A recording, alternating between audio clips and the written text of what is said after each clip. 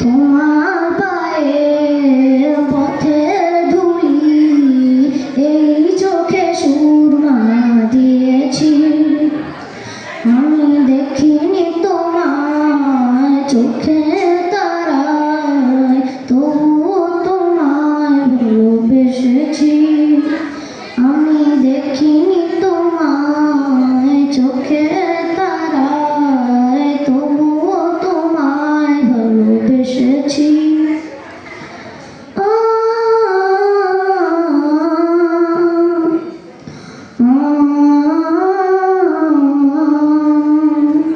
আমি দেখিনি তোমায় চোখে তারায়, তবুও তোমায় ভালোবেসেছি। আমি দেখিনি তোমায় চোখে তারায়, তবুও তোমায় ভালোবেসেছি।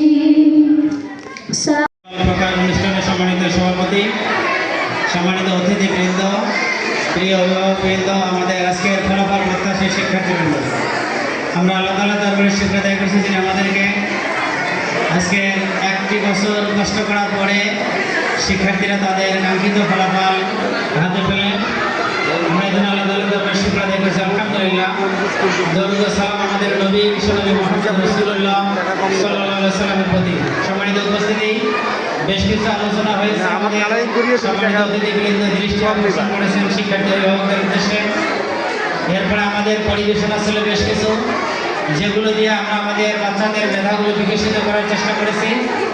আমরা আশা করি আগামী বছর 2026 সালে আপনাদের বিভিন্ন পরামর্শ এবং সহযোগিতা, আমাদের শিক্ষক এবং কর্তৃপক্ষের প্রচেষ্টায় আমাদের সোনামণিদের জন্য যে নতুন নতুন পরিকল্পনাগুলো আমরা নিয়েছি, এগুলো বাস্তবায়নের মধ্য দিয়েই আপনাদের যে উদ্দেশ্য লক্ষ্য, প্রতিষ্ঠানের যে লক্ষ্য এবং উদ্দেশ্য, এটি আমরা বাস্তবায়ন করতে পারবো ইনশাআল্লাহ।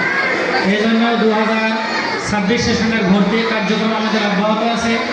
আমরা সকল অভিভাবকের কাছে আমাদের প্রতিষ্ঠানের ভর্তির ক্ষেত্রে সহযোগিতা আশা করছি। পাশাপাশি আমরা আপনাদের কাছে আহ্বান রাখছি, প্রতিষ্ঠানের নিয়ম এবং শৃঙ্খলা সঠিকভাবে প্রতিপালনের ক্ষেত্রে আমাদের যেমনইভাবে কাজ করবেন কর্তৃপক্ষ, যেমনইভাবে কাজ করবেন সম্মানিত শিক্ষকবৃন্দ, তেমনইভাবে অভিভাবক এবং শিক্ষার্থীদেরও এখানে শৃঙ্খলা রক্ষার ভূমিকা রয়েছে। এই জন্য প্রতিষ্ঠানের সার্বিক শৃঙ্খলা রক্ষা, শিক্ষার মান উন্নয়ন এবং প্রতিষ্ঠানের যে লক্ষ্য এবং উদ্দেশ্য, শিক্ষার্থীর যে লক্ষ্য এবং উদ্দেশ্য তা বাস্তবায়ন করতে হলে শিক্ষক, শিক্ষার্থী, অভিভাবক এই তিনটি পার্টকেই আমাদের সমানভাবে গুরুত্ব দিতে হবে। আমি আপনাদেরকে অনুরোধ করি, দ্বিতীয় শ্রেণী তৃতীয় স্থান রেজাল্ট করেন রিয়ান, দ্বিতীয় স্থান অধিকার হচ্ছে জান্নাতুল ফেরদাউস সুবাহা এবং প্রথম স্থান অধিকার করেছে সাইফুল ইসলাম ইরা। এই পর্যায়ে আমি দ্বিতীয় শ্রেণী ইবনে সিনা শাখার ফলাফল প্রকাশ করছি।